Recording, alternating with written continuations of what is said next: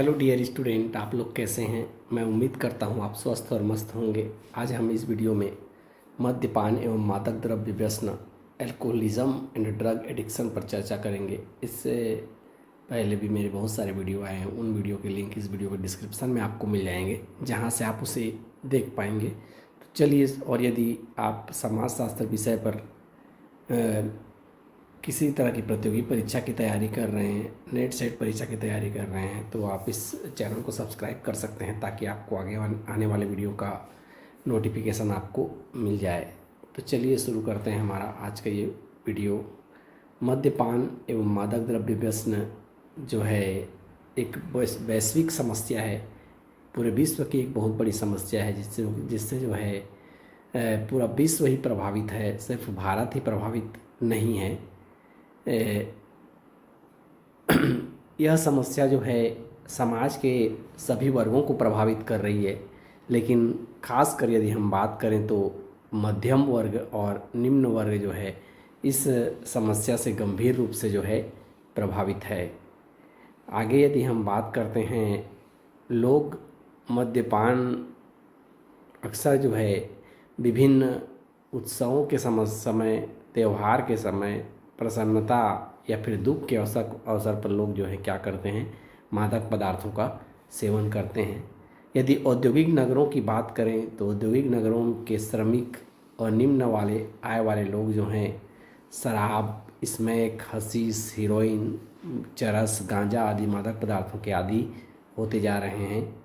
कुछ लोगों का मानना है कि मादक पदार्थ जो है उत्साह और प्रसन्नता उत्पन्न करके कार्य कुशलता और रचनात्मकता को जो है बढ़ाते हैं, जिसकी वजह से लोग जो है मादक पदार्थों का सेवन करते हैं। और लोग ये भूल जाते हैं कि मतलब इसका कितनी मात्रा लेनी चाहिए। इसकी मात्रा पर व्यक्ति का नियंत्रण नहीं रह जाता है और उनका जीवन जो है असामान्य हो जाता है। तो इस तरह से जो है मद्यपान एवं मादक द्रव्य व्यसन हमारे देश की नहीं, पूरे विश्व की एक बहुत बड़ी गंभीर समस्या है। आगे हम देखते हैं मद्यपान का अर्थ और परिभाषा। मद्यपान का अर्थ और परिभाषा की यदि बात करते हैं तो मद्यपान का अर्थ होता है शराब का सेवन करना। जो व्यक्ति शराब का सेवन करता है उसे मद्य सेवी कहते हैं। इस संबंध में समाजशास्त्री इलियट एवं मेरिल का कहना है कि कम मात्रा में शराब पीना मद्यपान नहीं माना जाता है। जो लोग कम शराब पीते हैं उसे मद्यपान नहीं कहा जाता है। किसी समस्या के निवारणार्थ जब कोई व्यक्ति परेशानी में होता है तो उस समस्या के निवारणार्थ यदि अधिक मात्रा में लोग यदि शराब पीते हैं तो उसे ही क्या कहा जाएगा, मद्यपान कहा जाएगा। आगे देखते हैं कुछ परिभाषाएं, जैसे फेयर एंड चाइल्ड के अनुसार, फेयर एंड चाइल्ड ने कहा, सॉरी फेयर चाइल्ड के अनुसार शराब की असामान्य तथा बुरी आदत ही जो है मद्यपान है। विश्व स्वास्थ्य संगठन की यदि बात करें, उनके कथनानुसार यदि बात करें तो मद्यपान जो है नशे की वह दशा है जो किसी मादक पदार्थों के निरंतर सेवन से उत्पन्न होती है, जिसे कुछ देर तक या सदैव ही व्यक्ति को इस तरह से नशे में चूर रखती है जो समाज और व्यक्ति दोनों के लिए हानिकारक होता है। इस प्रकार मद्य सेवी का तात्पर्य है अधिक नशा करने वाले उस व्यक्ति से होता है जिसके शराब पर जो है डिपेंडेंसी इतनी ज़्यादा बढ़ जाती है कि जिसके कारण उस व्यक्ति का मानसिक और शारीरिक स्वास्थ्य जो होता है वह क्या होने लगता है, बिगड़ने लगता है। तो इस तरह से विश्व स्वास्थ्य संगठन के अनुसार ये मद्यपान की परिभाषा हो गया।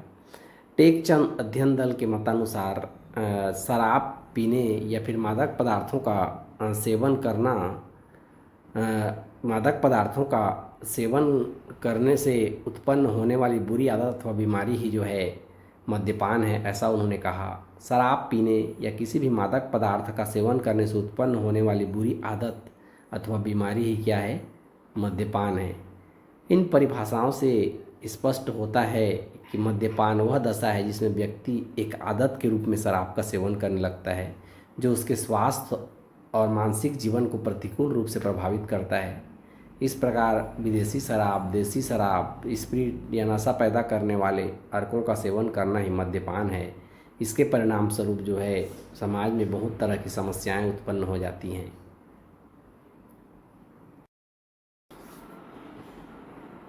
आगे देखते हैं मद्यपान एक समस्या के रूप में, अल्कोहलिज्म एज अ प्रॉब्लम, मद्यपान एक समाज के लिए गंभीर समस्या के रूप में भी देखने को मिलता है। शराब का सेवन समाज के लिए हानिकारक है और यह कई समस्याओं का जो है कारण बनता है। यदि व्यक्ति शराब पीता है तो वह समाज के लिए हानिकारक है और इससे समाज में बहुत तरह की समस्याएं उत्पन्न होती हैं। यदि भारत में बात करें तो मद्यपान की समस्या बहुत तेज़ गति से बढ़ रही है और यह सारे वर्गों को प्रभावित कर रही है। आगे देखते हैं कि शराब के उत्पादन में जैसे जैसे वृद्धि हुआ है वैसे वैसे इसके उपयोग में भी वृद्धि हुई है। मद्यपान करने से कई तरह परिवार जो हैं तबाह हो जाते हैं और लोगों की जान भी चली जाती है। शराब का अधिक उपयोग कर्नाटक, आंध्र प्रदेश, उत्तर प्रदेश और पंजाब में है। अब देखने को मिल रहा है कि युवा वर्ग में भी मद्यपान की समस्या जो है बढ़ रही है और इसे अब एक फैशन के रूप में जो है या फिर आधुनिकता के रूप में देखा जा रहा है। ये अभी के जो नवयुवक लोग हैं वो लोग शराब के सेवन को आधुनिकता के रूप में देख रहे हैं।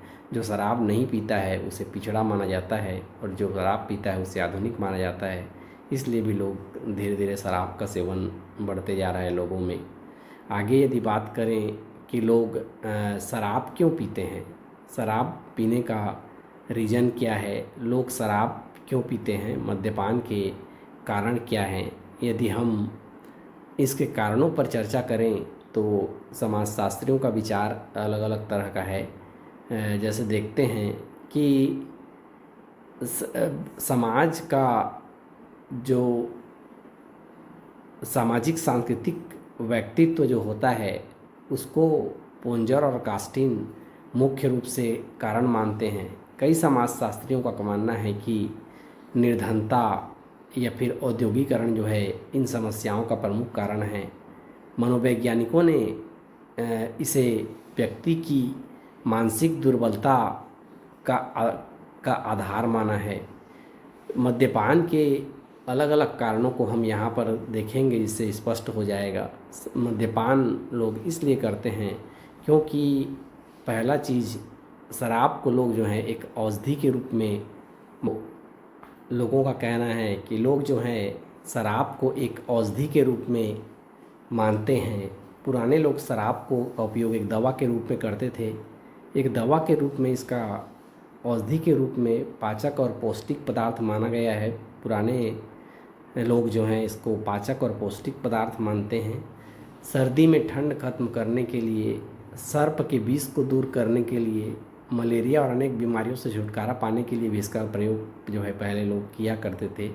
कुछ लोग इसे अपनी चिंता मुक्ति का साधन मानते हैं। इस तरह से शराब को एक औषधि के रूप में मानने के लिए अल्कोहल एज ए मेडिसिन लोग मानते हैं और इसलिए लोग जो है शराब पीते हैं।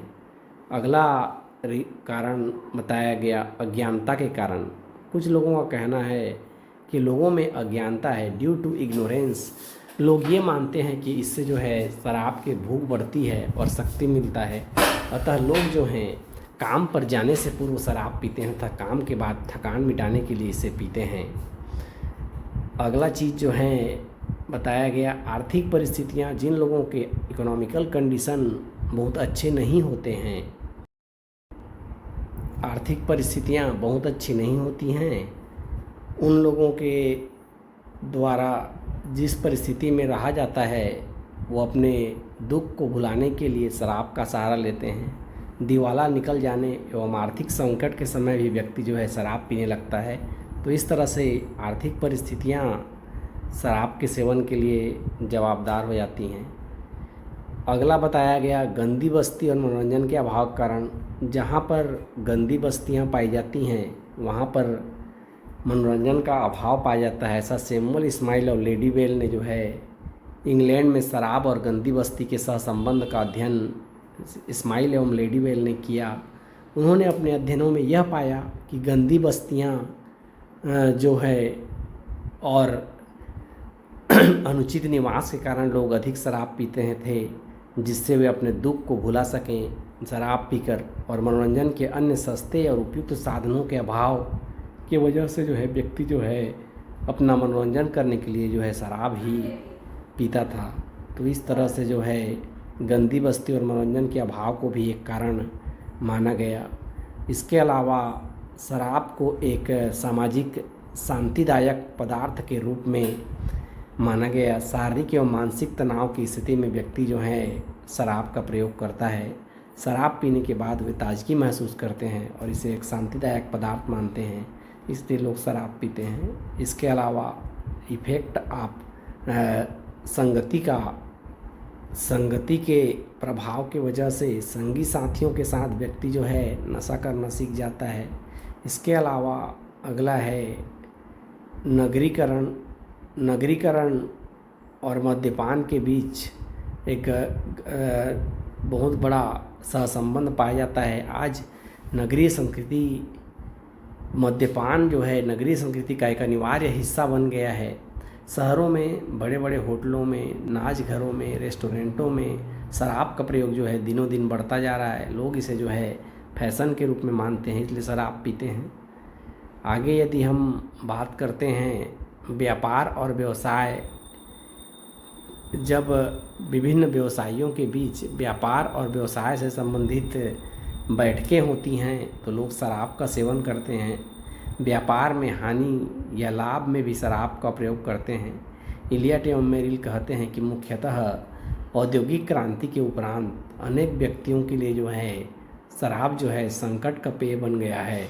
जब से औद्योगिक क्रांति हुई है तब से जो है लोग जो है संकट में रहते हैं तो शराब का सेवन करते हैं। तो इस तरह से जो है व्यापार और व्यवसाय के समय जो है व्यापारी और व्यवसायियों के द्वारा शराब को एक संकट पेय के रूप में माना गया। और इसके अलावा काम के लंबे घंटे यानी लगातार कार्य करने के बाद, आर्थिक अस्थिरता या काम के भारी बोझ के बाद जो है, या फिर आवास की बुरी स्थिति या अज्ञानता आदि कारण जो है बहुत से लोग जो है इस संकट पेय का उपयोग करने लगते हैं। तो इस तरह से व्यापार और व्यवसाय के दौरान भी शराब का सेवन होने लगता है। इसके अलावा आगे यदि हम बात करते हैं तो मनोवैज्ञानिक कारक यानी साइकोलॉजिकल फैक्टर भी जो हैं शराब के सेवन के लिए जवाबदार हैं। मानसिक परिस्थितियां ही संघर्ष और असुरक्षा के भाव या हीनता की भावना उत्पन्न करती है।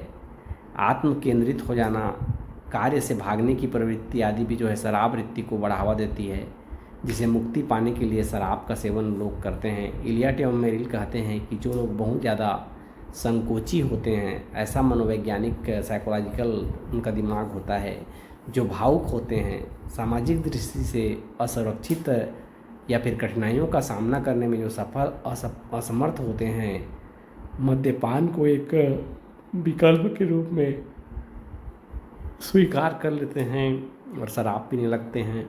इसके अलावा नैतिक मूल्यों का ह्रास, डिजेनरेशन ऑफ इन वैल्यूज़, वर्तमान समय में चारों ओर जो है नैतिक मूल्यों का पतन हो रहा है।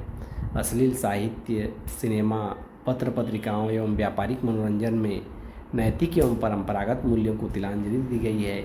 यौन स्वच्छंदता में वृद्धि हुई है। ये सारी प्रवृत्तियाँ भी जो हैं क्या करती हैं, शराब वृत्ति को बढ़ावा देती हैं। तो इस तरह से जो है नैतिक मूल्यों का ह्रास की वजह से भी शराब का सेवन बढ़ रहा है। इसके अलावा है राजनीतिक कारक। शराब के ठेकों से जो है करोड़ों रुपए की इनकम होती है। चुनाव के दौरान मत प्राप्त करने के लिए राजनीतिक दलों एवं उम्मीदवारों के द्वारा निःशुल्क जो है शराब बांटा जाता है। तो ये पॉलिटिकल फैक्टर भी शराब के सेवन को बढ़ावा देता है। इसके अलावा है फैशन, जैसा कि बताया मैं, युवा वर्ग में है शराब का सेवन एक फैशन बनता जा रहा है। कुछ लोग उत्सवों के अवसर पर या मेहमानों या मित्रों का साथ देने के लिए जो है शराब पीना मेहमान नवाजी मानते हैं और इस तरह से शराब लोग जो हैं पीने लगते हैं। इसके अलावा कुछ व्यक्तियों में वंशानुगत स्नायु कमजोरी होती है, नर्वस डिफेक्ट होता है। जो जन्म से स्नायु कमजोरियां होती हैं वे अपने को समाज में रहने के अयोग्य समझते हैं और ऐसे अयोग्यता के वजह से सामाजिक जीवन से छुटकारा पाने के लिए वे शराब का प्रयोग करते हैं। स्नायु कमजोरी की वजह से ही कुछ व्यक्ति सामान्य रूप से समाज में नहीं रह सकते, तो फिर वो लोग क्या करते हैं, इस सामाजिक जीवन से छुटकारा पाने के लिए जो है लोग शराब का प्रयोग करते हैं। आगे यदि बात करें तो मित्रता भी शराब के प्रयोग को बढ़ाता है। दोस्तों के बीच मौज मस्ती करने के लिए, साथ में रहने के लिए भी लोग जब साथ में रहते हैं तो वो शराब का सेवन करने लगते हैं। इसके अलावा आपत्ति के कारण कभी कभी लोगों के सामने बहुत तरह की समस्याएं आती हैं, चिंताएं होती हैं। उन समस्याओं और चिंताओं से छुटकारा पाने के लिए लोग जो है शराब का प्रयोग करते हैं। इसलिए ही शराब को जो है संकट का पेय कहते हैं। जैसा कि पहले भी व्यापार और व्यवसाय और यह औद्योगिक क्रांति जब से हुई है, शराब को एक संकट पेय के रूप में माना गया है। तो ऐसी विपत्तियों के आने के फलस्वरूप लोग जो है, जब व्यापार में बहुत ज़्यादा घाटा हो जाए या व्यापार की में के दौरान किसी व्यक्ति का दिवालिया निकल जाए या फिर बहुत ज़्यादा लाभ हो जाए या फिर व्यापारिक मीटिंग हो, तो लोग शराब का सेवन करते हैं और इसे संकट पेय मानते हैं। और जब भी समस्या आता है तो लोग जो है शराब का सेवन करने लगते हैं। आगे है सामाजिक अपर्याप्तता, सोशल इनएडुकेसी। जैसे पति पत्नी के बीच तनाव हो जाना, तलाक हो जाना या प्रेम में असफल हो जाना, ऐसी अचानक परिस्थितियां होती हैं जिसमें व्यक्ति अपने आप को दुखी और महसूस करता है और इन परिस्थितियों का मुकाबला करने में व्यक्ति जो है असमर्थता महसूस करता है। ऐसी स्थिति में जो है व्यक्ति क्या करने लगता है, शराब का सेवन करने लगता है। अगला है वैयक्तिक कारक, पर्सनल फैक्टर। जो व्यक्ति मानसिक रूप से कमज़ोर होते हैं उन व्यक्ति में शराब का सेवन देखा गया है। मानसिक उद्विग्नता, चिंता या फिर असफलता या संघर्ष की स्थिति में या फिर पति पत्नी या फिर अन्य घर वालों की किसी की मृत्यु हो जाना, ऐसे परिस्थितियों में इस तरह के जो मानसिक व्यक्ति रूप से विकारग्रस्त लोग होते हैं वो लोग जो हैं शराब का सेवन करने लगते हैं। तो इस तरह से वैयक्तिक कारक यानी पर्सनल फैक्टर भी शराब के सेवन के लिए जवाबदार है। इसके अलावा है अतिथि सत्कार। जैसा कि बताया, मेहमानों को खुश करने के लिए, उनके स्वागत और सम्मान के लिए भी जो है शराब का सेवन किया जाता है। इसके अलावा सामाजिक प्रतिष्ठा के कारण लोग जो हैं शराब के सेवन को ड्यू टू प्रेस्टीज यानी अपना सम्मान समझते हैं। विवाह या जन्मोत्सव पार्टियों में एवं सांस्कृतिक समारोहों में आदि के अवसर पर जो है स्त्री पुरुष युवक एवं युवतियाँ जो हैं शराब का आनंद लेते हैं। शराब पीना आधुनिक एवं प्रगतिशील होने की निशानी मानी जाती है। तो इस तरह से जो है सामाजिक प्रतिष्ठा के कारण भी लोग शराब पीते हैं। इसके अलावा है एकाकीपन, लोनलीनेस। अक्सर यह दिखा है व्यक्ति को अपने काम काज के कारण जो है घर से बहुत दूर रहना पड़ता है और ऐसा होने से व्यक्ति जो है अन्य लोगों से घुल मिल नहीं पाता है। तो वह क्या कर लेता है, ऐसा महसूस करता है कि वो अपने आप को अकेला महसूस करता है और ऐसी स्थिति में वो अकेलेपन में जो है शराब को ही अपना साथी बना लेता है। व्यापारी, उद्योगकर्मी अपने एकाकीपन को दूर करने के लिए शराब का सहारा लेने लगते हैं। तो इस तरह से जो है एकाकीपन भी एक शराब के सेवन के लिए या शराब के पीने के लोगों का कारण बन जाता है। आगे हम लोग मद्यपान के दुष्प्रभाव को देखेंगे। मद्यपान किस तरह से एक समाज को बहुत गंभीर रूप से प्रभावित करता है, इसका समाज पर कैसा इविल इफेक्ट जो है होता है, इसको देखेंगे। शराब एक गंभीर समस्या है जिससे जो है व्यक्ति और समाज दोनों ही प्रभावित होते हैं। शराब के सेवन से शांति मिलती है लोगों को, लेकिन इससे सामाजिक, आर्थिक और शारीरिक बुराइयां भी जन्म लेती हैं। शराब की बुराइयों को कालिदास ने उजागर करते हुए एक श्लोक कहा था, जिसमें उन्होंने कहा था कि शराब के घड़े में जो है मादकता पाई जाती है, प्रमाद पाया जाता है, कलह पाया जाता है, निंद्रा पाई जाती है, बुद्धि का नाश पाया जाता है, धर्म का नाश पाया जाता है, सुख की समाप्ति और नरक का मार्ग। ये 8 दोष भरे होते हैं शराब के घड़े में, ऐसा उन्होंने कहा। शराब की बुराइयों को उजागर करते हुए देश में प्रतिवर्ष जो है जहरीली शराब के पीने से सैकड़ों लोग मरते हैं। तो इस तरह से एक शराब जो है एक बहुत ज़्यादा इविल इफेक्ट यानी बहुत ही दुष्प्रभावी चीज़ है। शराब से होने के शारीरिक प्रभाव या शराब के सेवन से होने वाले रोग, अधिक समय तक यदि मद्यपान किया जाए तो शरीर में अनेक तरह के रोग उत्पन्न हो जाते हैं। जिगर संबंधी बीमारियां, नाड़ियों से संबंधित बीमारियां, गाठिया रोग, पेलाग्रा नामक बीमारी, बेहोशी आदि बीमारियां जो हैं होने लगती हैं। शराबी व्यक्ति की रोग प्रतिरोधक क्षमता जो होती है, इम्यूनिटी, वो भी घट जाती है, उसके रोगों से मुकाबला करने की क्षमता कम हो जाती है।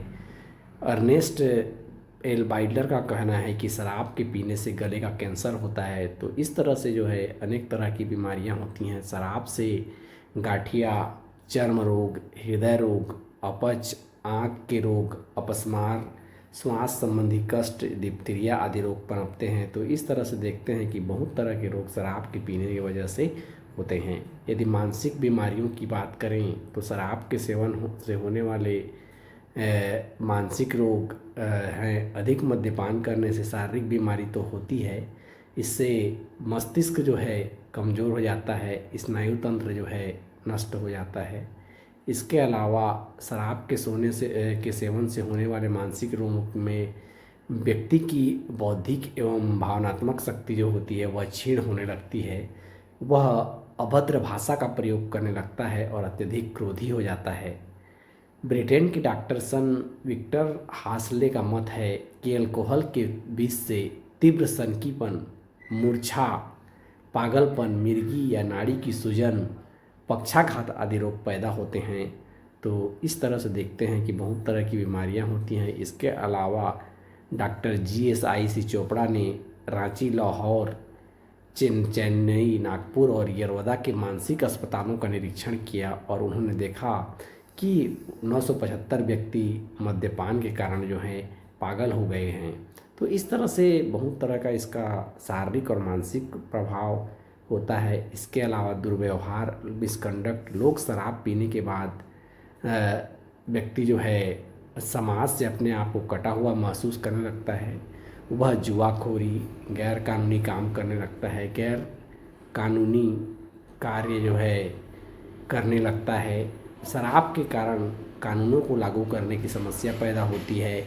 बाल अपराध, यौन अपराध, वेश्यावृत्ति आदि के लिए शराब जो है जिम्मेदार होता है। उसके व्यवहार में ऐसा परिवर्तन होने लगता है कि शराब जो है सामाजिक संगठन के लिए और व्यवहार प्रतिमानों को लागू करने में कठिनाई पैदा करता है। समाज में सामान्य नियमों को चलाने के लिए, सामाजिक संगठन को बनाए रखने के लिए ये एक बहुत तरह का दिक्कत पैदा करता है। अगला है जननिक दुष्प्रभाव, जेनेटिक बैड इफेक्ट की यदि बात करें तो नशीली दवाओं और शराब का सेवन पुरुषों और महिलाओं की आनुवांशिक विशेषताओं को नकारात्मक रूप से प्रभावित करता है। नशे की लत से पुरुषों की यौन क्षमता कमज़ोर हो जाती है, उनकी संतानें जो होती हैं कमज़ोर दिमाग वाली होते हैं। इसके अलावा मादक द्रव्यों का सेवन जो है आदत बन जाता है और उसे जो है छोड़ना मुश्किल हो जाता है। ये एक बहुत बड़ी समस्या है। शराब और नशीली दवाओं का इस्तेमाल सदियों से होता आ रहा है। मादक द्रव्यों के उपयोग पर दुनिया भर में नियंत्रण है, लेकिन कुछ लोग इसे अवैध रूप से लाते ले जाते हैं और इस तरह से यह काम जो है लगातार चल रहा है। विश्व स्वास्थ्य संगठन के अनुसार मादक द्रव्य व्यसन एक ऐसी स्थिति है जो किसी भी नशीले पदार्थ के लगातार उपयोग से उत्पन्न होती है और व्यक्ति और समाज के जीवन को जो है वह क्या करती है, नुकसान पहुंचाती है। इस तरह से जो है मादक द्रव्य व्यसन की वजह से लगातार मादक पदार्थों के लगातार उपयोग से जो है व्यक्ति और समाज का जीवन जो है नुकसान पहुंचता है। भारत में यदि नशा निषेध की बात करें तो देखते हैं किस तरह से जो है यहाँ पर भारत में नशा निषेध के कार्यक्रम चलाए गए। भारत में नशा निषेध के प्रयास बहुत पहले से ही किया जाता रहा। महात्मा गांधी ने जो है शराब की दुकानों को बंद करने और नशाबंदी लागू करने का आह्वान किया था। उन्होंने कहा था कि मैं तो शराब खोरी को जो है वेश्यावृत्ति से या फिर जुआ खोरी से भी ज़्यादा मतलब बुरा मानता हूँ। उनका कहना था कि क्योंकि ये दोनों बुराइयों का जन्म जो है व्यक्ति के शराब पीने के पश्चात होता है। तो इस तरह से उन्होंने नशा निषेध के लिए प्रयास किया था। उन्होंने मद्यपान को जो है बहुत बुरी बात बताई थी। संविधान के अनुच्छेद 47 के अनुसार राज्य सरकारों को हानिकारक मादक पेयों और औषधियों के प्रचलन पर रोक लगाने का प्रयास करना चाहिए, ऐसा संविधान के अनुच्छेद 47 में प्रावधान किया गया है। विभिन्न प्रकार के आयोग और समितियों की नियुक्ति के माध्यम से नशा निषेध को लागू करने के प्रयास किए गए हैं। यदि विभिन्न सरकारों की बात करें तो मोरारजी देसाई के नेतृत्व में जो जनता दल की सरकार ने पहली बार पूरे देश में मद्य निषेध की नीति को लागू किया, लेकिन बाद में इसे प्रचार के माध्यम से जनमत तैयार करने के पक्ष में जो है छोड़ दिया गया। वर्तमान में कल्याण मंत्रालय मादक द्रव्यों के दुष्परिणाम के बारे में जो है जागरूकता पैदा करने और व्यसन मुक्ति केंद्रों की स्थापना पर ध्यान केंद्रित कर रहा है, और इस तरह से जो है भारत में नशा निषेध के लिए इस तरह से प्रयास किए जा रहे हैं। मादक द्रव्यों के दुरुपयोग की सैद्धांतिक व्याख्या देखते हैं आगे, किस तरह से जो है मादक द्रव्यों के दुरुपयोग की व्याख्या की जाती है। मादक द्रव्यों के दुरुपयोग की व्याख्या संबंधी सिद्धांतों को प्रमुखतः जो है 4 भागों में बांटा गया है। पहला शारीरिक सिद्धांत, दूसरा समाजशास्त्रीय सिद्धांत, तीसरा मनोवैज्ञानिक सिद्धांत और चौथा सामाजिक मनोवैज्ञानिक सिद्धांत। इन सिद्धांतों के माध्यम से जो है शराब के दुरुपयोग को जो है बताया गया है। तो चलिए देखते हैं पहला शारीरिक सिद्धांत, फिजिकल थ्योरी। इस सिद्धांत के मानने वालों में, शारीरिक सिद्धांत के जो मानने वाले हैं उनमें से मोरडॉन्स, स्किलवर्थ, रेंडॉल्फ, निम्निच आदि प्रमुख हैं। इन सिद्धांतकारों की मान्यता है कि व्यक्ति अपने शारीरिक रोगों एवं दोषों के कारण जो है द्रव्य के रासायनिक गुणों पर शरीर का अनुकूल प्रभाव पड़ने के कारण इसका सेवन करता है। शारीरिक सिद्धांत ये कहता है कि व्यक्ति में शारीरिक रोग एवं दोष के कारण जो है जो शराब है उसके रासायनिक गुणों का शरीर पर अनुकूल प्रभाव पड़ेगा, यह सोचकर इसका सेवन करता है। समाजशास्त्री इस सिद्धांत को अस्वीकार करते हैं क्योंकि यह जो है सिर्फ अनुभाविक अध्ययनों एवं प्रमाणों पर आधारित नहीं है, इसलिए जिस सिद्धांत को जो है नकारते हैं। अगला सिद्धांत आ जाता है समाजशास्त्रीय सिद्धांत। समाजशास्त्रीय सिद्धांत या समाजशास्त्रीय सिद्धांत के मानने वालों का ये कहना है कि सामाजिक परिस्थितियां एवं पर्यावरण ही एक व्यक्ति को मादक द्रव्य का प्रयोग व्यसनी बनाती हैं। उस व्यक्ति का सामाजिक परिस्थिति और पर्यावरण कैसा है वह ही व्यक्ति को मादक द्रव्य के उपयोग का व्यसनी बनाता है। दूसरे शब्दों में यदि कहें तो मादक द्रव्यों के व्यसन के लिए वे सामाजिक कारकों पर बल देते हैं। समाज के सामाजिक कारक, इसके अंतर्गत जो है मुख्य रूप से 4 सिद्धांत आते हैं। पहला है विभिन्न संपर्क का सिद्धांत, दूसरा है सामाजिक सीख का सिद्धांत, तीसरा है तनाव का सिद्धांत और चौथा है उपसंगति का सिद्धांत। इन सिद्धांतों को हम एक एक करके यहाँ पे देखते हैं। समाजशास्त्री सिद्धांत के अंतर्गत पहला सिद्धांत आता है विभिन्न संपर्क का सिद्धांत। इस सिद्धांत के प्रतिपादक अमेरिकन अपराध शास्त्री सदरलैंड हैं। विभिन्न संपर्क के सिद्धांत को जो है सदरलैंड ने दिया। उनका मत है कि एक व्यक्ति जब मादक पदार्थों का सेवन करने वाले व्यक्तियों के संपर्क में आता है, जैसा कि नाम से स्पष्ट है विभिन्न संपर्क का सिद्धांत, उसके साथ विभिन्न मादक पदार्थों के सेवन करने वाले व्यक्ति के संपर्क में आता है, उनके साथ उठता है, बैठता है, उनसे मादक द्रव्यों का सेवन करना जो है सीख लेता है और वह व्यसनी बन जाता है। इस प्रकार से मादक द्रव्य का सेवन जो है क्या है, सीखा हुआ व्यवहार है। छोटे एवं घनिष्ठ समूहों पर यह बात जो है विशेष रूप से लागू होती है। अगला है सामाजिक सीख का सिद्धांत, theory of social learning. Acres एवं बर्जेस ने कहा कि मादक द्रव्यों के सेवन को सामाजिक सीख के आधार पर स्पष्ट किया।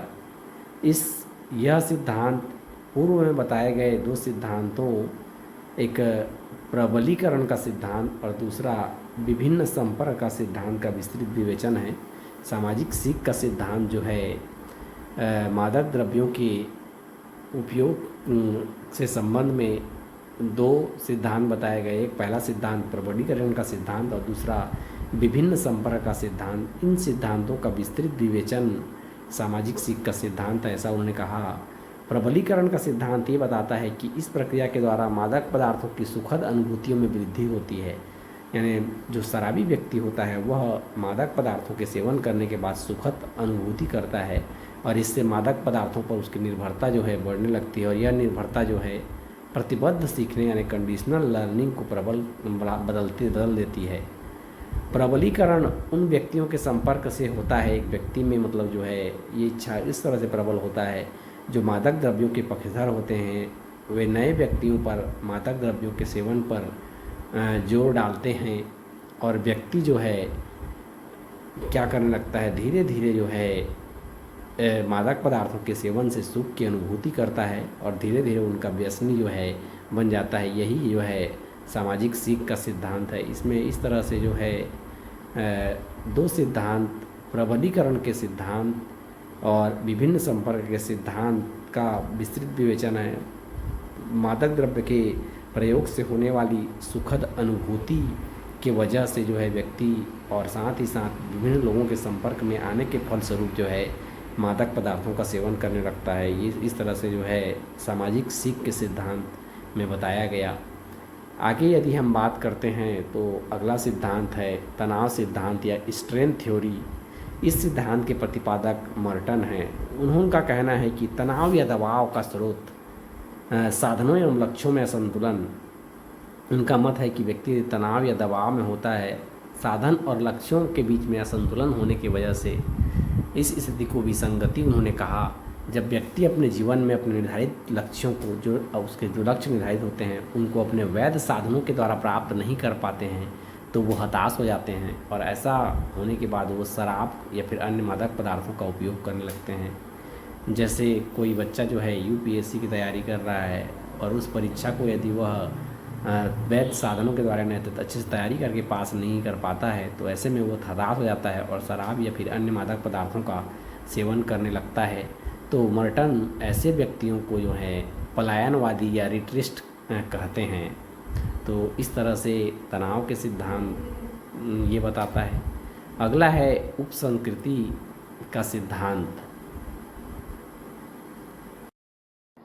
आगे हम देखते हैं उपसंस्कृति का सिद्धांत जिसे क्लोवार्ड एवं ओहलिन ने दिया था। वाल्टर एवं मिलर, अल्बर्ट कोहन मादक द्रव्यों के सेवन को सामाजिक प्रतिमानों से विचरण मानते हैं। वे कहते हैं कि समाज में अनेक प्रकार के अलग अलग तरह के समूह पाए जाते हैं जिनकी अलग अलग अपनी उप संस्कृतियाँ होती है। हर समूह की वे अनेक प्रकार के प्रतिमानों के द्वारा सामाजिकृत होते हैं, अलग अलग तरह के प्रतिमानों के द्वारा सामाजिकृत होते हैं। इन विद्वानों के अनुसार विचलन वह निर्णय है जो एक बाहरी समूह के द्वारा दूसरे समूह पर थोपा जाता है। एक समूह जिस व्यवहार को अनुरूपता मानता है दूसरा समूह उसे विचलन या डेविएंस मान सकता है। जब व्यक्ति समाज में ये देखता है कि स्वयं जो शराब पीने वाला व्यक्ति है वह गांजा, चरस और अफीम के सेवन को अधिक हानिकारक मानकर उन पे रोक लगाने का प्रयत्न करते हैं तो वह ऐसे लोगों को पाखंडी करार देता है। जब देखा जाता है कि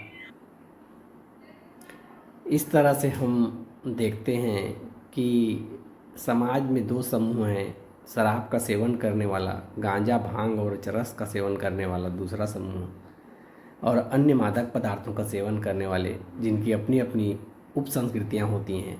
इन उप संस्कृतियों में मूल्यों में अलग अलग यानी भिन्नता पाई जाती है। वो जो अलग अलग संस्कृति के मूल्य हैं वो संघर्ष पैदा करती हैं जिसके परिणाम स्वरूप ही युवा लोग जो हैं फिर मादक द्रव्यों का सेवन करने लगते हैं। तो इस तरह से उप संस्कृति का सिद्धांत बताया कि एक शराब पीने वाला व्यक्ति गांजा, चरस और अफीम के सेवन को अधिक हानिक मानकर उस पर रोक लगाने का प्रयत्न करता है तो समाज के लोग ऐसे लोगों को पाखंडी देते हैं, करार देते हैं। इस प्रकार से समाज में दो समूह, एक शराब का सेवन करने वाला एवं गांजा, भांग या चरस या अन्य मादक पदार्थों का सेवन करने वाला, जिनकी अपनी अपनी उप संस्कृतियाँ होती हैं, दो अलग अलग उप संस्कृति होती हैं। इन संस्कृति के मूल्यों में भिन्नता होने की वजह से उनमें एक दूसरे से संघर्ष उत्पन्न होता है जिसके परिणाम स्वरूप ही वह लोग मादक पदार्थों का सेवन करने लगते हैं। अगला सिद्धांत है मनोवैज्ञानिक सिद्धांत या साइकोलॉजिकल थ्योरी। मादक द्रव्यों के सेवन पर आधारित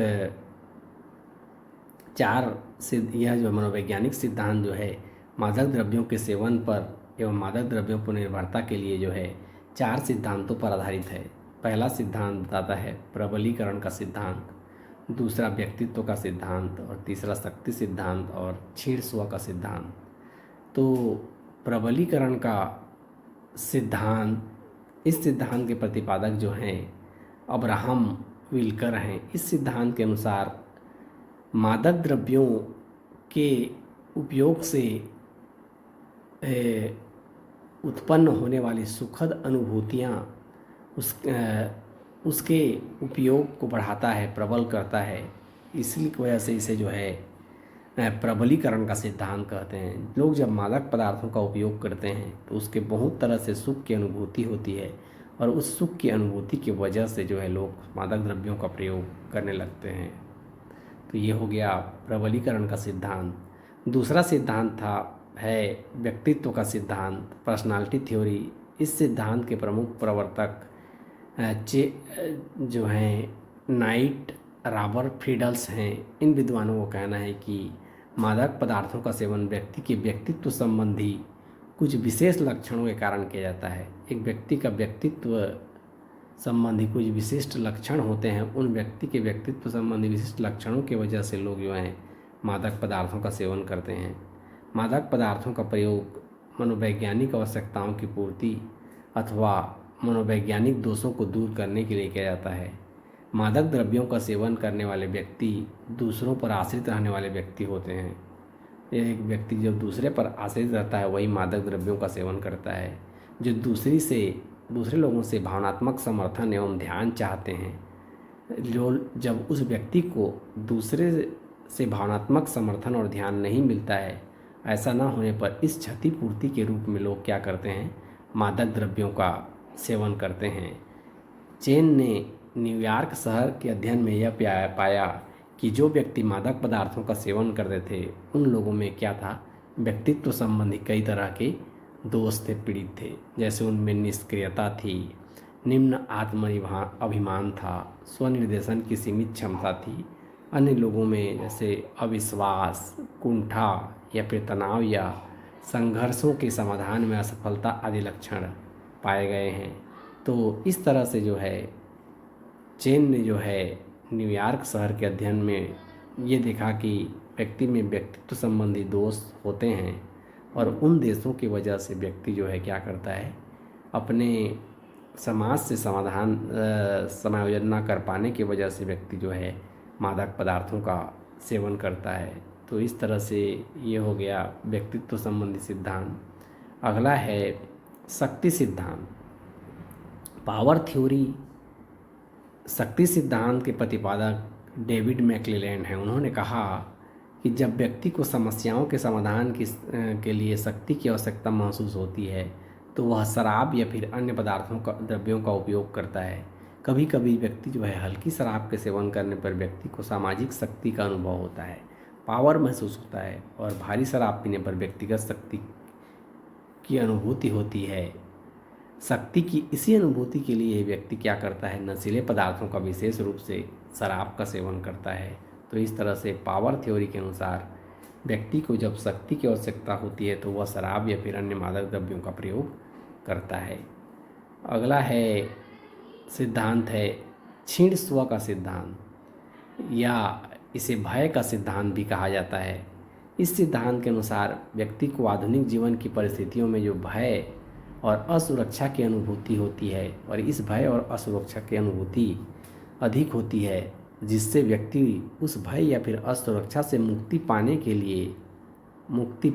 लिए वह क्या करता है, मादक पदार्थों का सेवन करता है। तो इस तरह से क्षीण स्व के सिद्धांत के अनुसार व्यक्ति का व्यक्तित्व जो है भय और असुरक्षा अनुभव करता है और उस भय और असुरक्षा से मुक्त होने के लिए व्यक्ति मादक पदार्थों का सेवन करता है। इस तरह से ये चारों ही मनोवैज्ञानिक सिद्धांतों को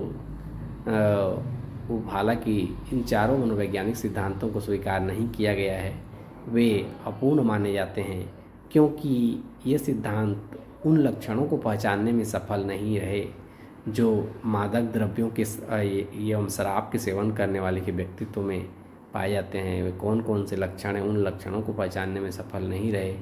मनोवैज्ञानिक सिद्धांत यह समझाने में भी असफल रहा कि मादक द्रव्य व्यसनियों एवं शराबियों में पाए जाने वाले संलक्षण यानी सिंड्रोम मादक द्रव्यों के और अधिक सेवन की ओर ही क्यों ले जाते हैं, अन्य व्यवहार करने की ओर क्यों नहीं ले जाते हैं, ये भी ये समझा नहीं पाए।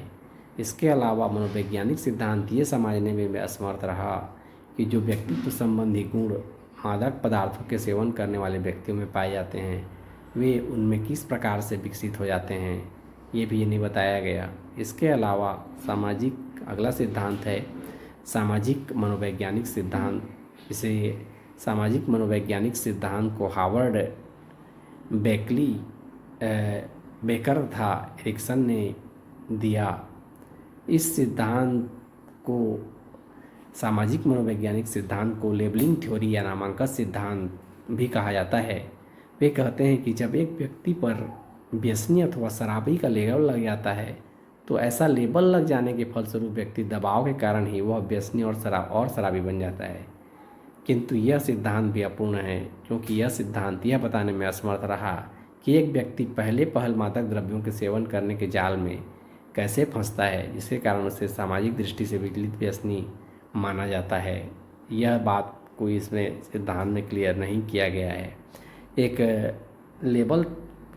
लेबलिंग थ्योरी के अनुसार, नामांकन सिद्धांत के अनुसार, एक व्यक्ति पर जब शराबी या व्यसनी का लेबल लग जाता है तो फिर व्यक्ति जो है उसी लेबल के अनुसार कार्य करने लगता है, ऐसा कहा गया। लेकिन यह सिद्धांत भी अपूर्ण है कि पहले पहल में व्यक्ति कैसे मादक से द्रव्य के सेवन करने में के जाल में कैसे फंसता है।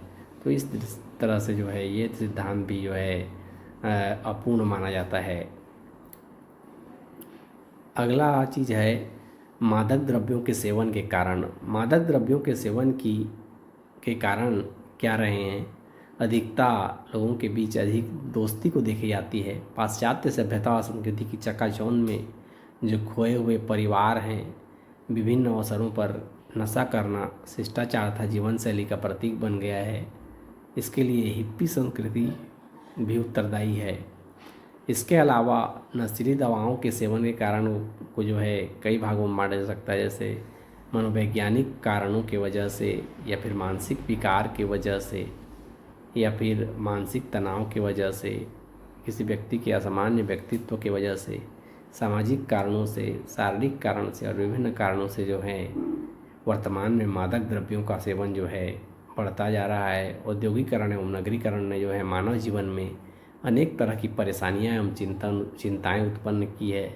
धन के अभाव में भी कई लोग जो हैं चोरी छिपे मादक द्रव्यों का व्यापार करते हैं और इनके प्रयोग को बढ़ावा देते हैं। वर्तमान में मादक द्रव्यों के प्रयोग के बढ़ावा जो है हिप्पी संस्कृति की देन है। मादक द्रव्य शरीर में पहुंचकर कई रासायनिक परिवर्तन करते हैं जो शरीर में इनकी अधिक आवश्यकता पैदा करते हैं। फिर शरीर नशीली चीज़ों का आदी हो जाता है। मादक द्रव्यों के सेवन करने पर इनका निरंतर उपयोग करने की इच्छा और आवश्यकता जो होती है वो बढ़ती जाती है। लोग थोड़ी मात्रा में इनका सेवन करते हैं, परंतु धीरे धीरे इसे बढ़ाने की प्रवृत्ति बढ़ती है। इन मादक पदार्थों से व्यक्ति को नींद व नशा होता है और वह कार्य करने में जो है असमर्थ हो जाता है।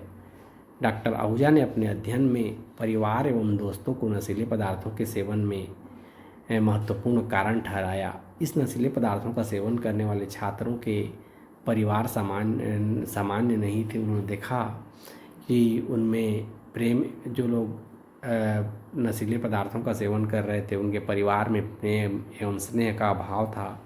परिवार से दूर छात्रावासों में रहने वाले में यह प्रवृत्ति अधिक देखी गई। जिन परिवारों में तंबाकू एवं नशीले पदार्थों का सेवन करते रहे थे उन छात्रों में यह प्रवृत्ति ज़्यादा देखी गई। पारिवारिक नियंत्रण की कमी एवं परिवार के पर्यावरण ने भी छात्रों में नशीले पदार्थों के सेवन को बढ़ा दिया। तो इस तरह से जो है मादक पदार्थ के उपयोग के लिए ये सारे कारक जिम्मेदार रहे। मादक द्रव्यों के दुष्प्रयोग के कुप्रभाव, evil effect of drug abuse. शारीरिक प्रभाव जैसा कि हम लोग देख चुके हैं, बहुत तरह की बीमारी, शरीर में गैस बनना, जिगर संबंधी बीमारियां, नाड़ी से संबंधित परेशानी, बेहोशी, शरीर में विभिन्न प्रकार की रोग क्षमता भी, प्रतिरोधक क्षमता भी कम होने लगती है। मानसिक बीमारी में जैसा कि हम लोग देख चुके हैं, नशीली दवाओं के सेवन से मानसिक स्वास्थ्य पर बुरा असर पड़ता है। भावनात्मक और बुद्धि शक्ति जो है कमज़ोर हो जाती है। व्यक्ति उत्तेजक भाषा का प्रयोग करता है। विनम्रता, स्नेह, दुर्बलता, स्मृतिनाश जैसे रोग उत्पन्न होते हैं। तो इस तरह से जो है विभिन्न तरह की बीमारियां होती हैं। इसके अलावा फैमिली डिसऑर्गेनाइजेशन यानी पारिवारिक विघटन नशा के प्रयोग से पारिवारिक विघटन का एक प्रमुख कारण है। नशे की लत से ग्रस्त व्यक्ति अपने पारिवारिक दायित्वों को पूरा करने में जो है विफल हो जाता है। नशा करने से व्यक्ति का होश खो जाता है और उसके अन्य व्यक्तियों से शारीरिक संबंध होने की संभावना रहती है और जो पारिवारिक विघटन का कारण बन जाता है। नशे परिवार में झगड़ा और तनाव उत्पन्न करते हैं, तो इस तरह तनाव उत्पन्न करने के लिए भी जवाबदार है। नशे की लत से ग्रस्त व्यक्ति अपनी सामाजिक भूमिकाओं को ठीक से भी नहीं निभा पाता, अपने दायित्वों को ठीक से नहीं निभा पाता। इसके अलावा दुर्व्यवहार, नशीली दवाओं का सेवन, अपराध, वेश्यावृत्ति, जुआखोरी आदि गैर कानूनी व्यवहारों से भी जुड़ा होता है। इससे कानून लागू करने में समस्या आती है। नशीली पदार्थों से बाल अपराध, यौन अपराध, हत्या, वेश्यावृत्ति आदि के लिए भी जिम्मेदार माना गया है। तो इस तरह से अलग अलग तरह की दिक्कतें उत्पन्न होती हैं। इसके अलावा दुर्घटना, नशीली पदार्थों के उपयोग से दुर्घटनाओं के लिए उत्तरदायी हैं। उद्योगों में या यातायात संबंधी दुर्घटनाओं के लिए इनको उत्तरदायी ठहराया गया है। इन दवाओं के सेवन से नींद एवं बेहोशी आती है, जिससे व्यक्ति जो है लापरवाह हो जाता है और दुर्घटना घटित हो जाता है। कार्य क्षमता, नशीली पदार्थों के उपयोग से कार्य करने की जो क्षमता होती है व्यक्ति की वो कम हो जाती है। व्यक्ति में आलस्य की प्रवृत्ति होने लगती है, जिससे उसका कार्य करने में मन नहीं लगता है। अगला है व्यक्तिक विघटन। नशीली पदार्थ व्यक्ति के लिए जो है हानिकारक होते हैं। नशीली पदार्थ के अधिक सेवन से व्यक्ति अपनी संपत्ति नष्ट कर देता है, परिवार, मित्रों और अपरिचितों से जो है लड़ाई झगड़ा करने लगता है, उसका व्यवसाय भी खतरा में पड़ जाता है। ऐसे व्यक्ति सामान्य जीवन नहीं जी पाते और सामाजिक अनुकूलन करने में जो है असमर्थ रहते हैं, उनके व्यक्तित्व का ह्रास होने लगता है। अगला है नशे की वजह से गरीबी आती है। शराबखोरी की वजह से लोग गरीबी और बेकारी पनपती है। नशे के आदी लोग जो हैं घर बार पर और पैसे की चिंता नहीं करते हुए नशे की पूर्ति के लिए कुछ भी कर सकते हैं। नशे की लत उनकी कमाई का अधिकतम हिस्सा जो है बर्बाद कर देती है। अगला है बेकारी और बेरोजगारी। नशे की लत से बेकारी और बेरोजगारी भी बढ़ता है। जब नशीली दवाओं का अधिक प्रयोग करने लगते हैं लोग, तो उसकी कार्य क्षमता घट जाती है, वह कार्य से अनुपस्थित रहने लगता है और ऐसी स्थिति में व्यक्ति जो है नौकरी से निकाल दिया जाता है। कार्य अभाव में बेकारी के दिन उसको व्यतीत करने पड़ते हैं। इसके अलावा है अगला सामाजिक समस्या। अधिकतर समाजों में नशीले पदार्थों के प्रयोग सामूहिक उत्सवों या त्योहारों में होता है। कभी कभी नशे में व्यक्ति अपने परिवार और मित्रों के साथ अनैतिक व्यवहार करने लगता है, समाज से अलग कर दिया जाता है। इससे व्यक्ति खुद को असुरक्षित महसूस करने लगता है। इस स्थिति में सामाजिक विघटन जो है पनपने लगता है। तो इस तरह से सामाजिक समस्या उत्पन्न होता है। मादक द्रव्य के दुष्प्रयोग के नियंत्रण या कंट्रोल कैसे करें? Control of drug abuse. Bharat में मादक द्रव्यों की तस्करी बढ़ी है, जिसे महानगर संस्कृति के केंद्र बन चुके हैं। हीरोइन और हशीश मध्य पूर्व से भारत में आई है और फिर पश्चिम देशों को भेजी जाती है। इस तरह से जो है मादक पदार्थों के सेवन से व्यक्ति के कई तरह के नुकसान होते हैं, इसलिए इनके रोकने के लिए कई कानून भी भारत में बनाए गए हैं।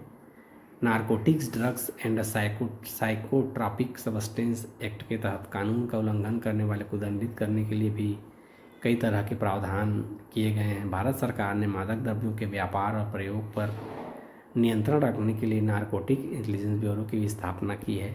इस तरह से सरकार के द्वारा बहुत तरह के प्रयास किए जा रहे हैं। सामाजिक न्याय और अधिकारिता मंत्रालय जो है मादक द्रव्यों का सेवन करने वाले की आदत छुड़ाने के लिए कैंप लगाता है, उन्हें सलाह देता है। कानून के अतिरिक्त मादक द्रव्यों के नियंत्रण के लिए किए जाने वाले उपाय जैसे नशीले पदार्थों का सेवन करने रोकने के लिए जन शिक्षण संस्थान खोले गए हैं, जिनमें इन पदार्थों से होने वाली हानियों से अवगत कराया जाता है। जो व्यक्ति इन पदार्थों के आदी हो जाते हैं उन्हें रासायनिक एवं अन्य विधियों से उपचार करके उनकी आदत को धीरे धीरे छुड़ाने का प्रयास किया जाता है। स्वयं व्यक्ति को भी मादक पदार्थों के सेवन को त्यागने का दृढ़ संकल्प लेना होगा, तभी वह ऐसा कर पाने में जो है सफल होगा। नशीले पदार्थों की लत छुड़ाने के लिए औपचारिक रूप से इसके सेवन का कारण पूछें, उसे नशीले पदार्थों की बुराई और दुष्परिणामों से अवगत कराएं, बच्चों की गतिविधियों पर जो है पूरा ध्यान दें। मादक द्रव्यों के दुरुपयोग को रोकने में माता पिता एवं परिवार के लोग भी महत्वपूर्ण जो हैं भूमिका निभा सकते हैं। मादक द्रव्यों को बढ़ावा देने वाले लोगों को दंडित किया जाना चाहिए। मादक द्रव्यों का प्रयोग के लिए विरोधी अभियान चलाने जाना चाहिए। धार्मिक और सामुदायिक नेताओं सहित समाज के सभी क्षेत्रों में सबकी भागीदारी होनी चाहिए और जिन नशेबाज लोगों का उपचार किया जाता है उनकी समय समय पर पुनः जांच की जानी चाहिए। पुनः नशा तो नहीं करने लगे हैं, यदि ऐसा है तो उन्हें रोका जा सकता है। मादक द्रव्य व्यसन को रोकने संबंधी कानूनों का पालन जो है बहुत कठोरता से किया जाना चाहिए। तो इस तरह से जो है मादक द्रव्य व्यसन को रोकने के लिए ये सारे उपाय किए जा सकते हैं। मैं उम्मीद करता हूँ कि आपको मादक द्रव्य व्यसन क्या है समझ में आ गया होगा, इसके कारण, रोकने के उपाय, भारत में मादक द्रव्य व्यसन के ने किस तरह समाज को प्रभावित किया है और इससे संबंधित विभिन्न सिद्धांत आपको समझ में आ गए होंगे। यदि वीडियो पसंद आएगा हो तो इसे लाइक कीजिए, अपने दोस्तों तक शेयर कीजिए। आपको लगता है कि मेरे द्वारा बताई गई जानकारी आपके काम आ सकती है तो चैनल को सब्सक्राइब कीजिए। फिर मिलते हैं अगले वीडियो में, तब तक के लिए जय हिंद, जय भारत, जय छत्तीसगढ़। आप स्वस्थ रहें, निरंतर आगे बढ़ते रहें, ईश्वर से मेरी यही कामना है। Thank you for watching this video.